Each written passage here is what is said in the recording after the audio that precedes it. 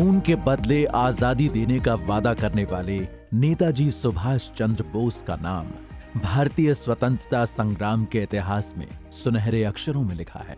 23 जनवरी 1897 को उड़ीसा, जो अब ओडिशा नाम से जाना जाता है, के कटक शहर में एक संपन्न बांग्ला परिवार में जन्मे थे। बचपन से ही सुभाष चंद्र बोस को पढ़ाई में ज्यादा रुचि थी। नेताजी ने अपनी प्रारंभिक पढ़ाई कटक एवं उच्च शिक्षा कोलकाता से पूरी की।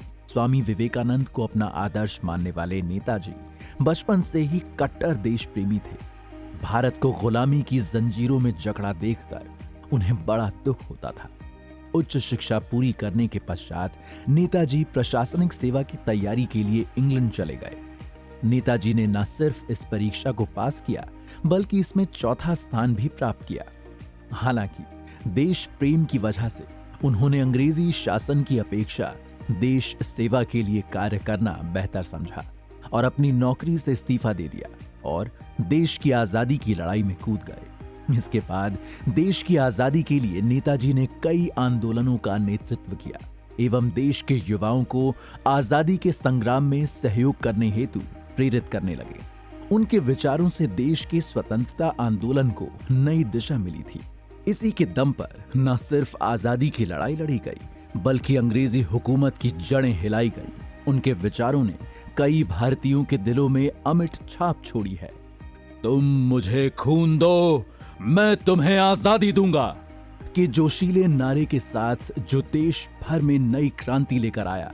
नेताजी असाधारण नेतृत्व कौशल और करिश्माई वक्ता के साथ सबसे प्रभावशाली स्वतंत्रता सेनानी माने जाते हैं। नेताजी ने मोहन सिंह और रास बिहारी बोस के साथ मिलकर आजाद हिंद फौज का पुनर्गठन किया।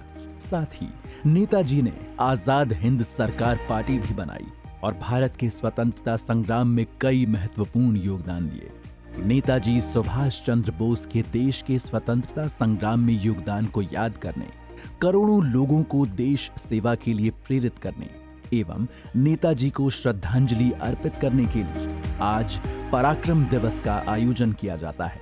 नेताजी ने जिस तरह अनगिनत भारतीयों के बीच राष्ट्रवाद के उत्साह को बढ़ाया और राष्ट्र के प्रति नेताजी सुभाष चंद्र बोस की अदम्य भावना और निस्वार्थ सेवा को सम्मान देने और याद रखने के लिए भारत सरकार ने नेताजी के जन्मदिन को पराक्रम दिवस के रूप में मनाने का फैसला किया है कि हम भारत की सच्ची भावना को अपनाएं और एक सशक्त एवं समृद्ध नए भारत के निर्माण की प्रतिबद्धता की ओर कदम से कदम मिलाकर आगे बढ़ें।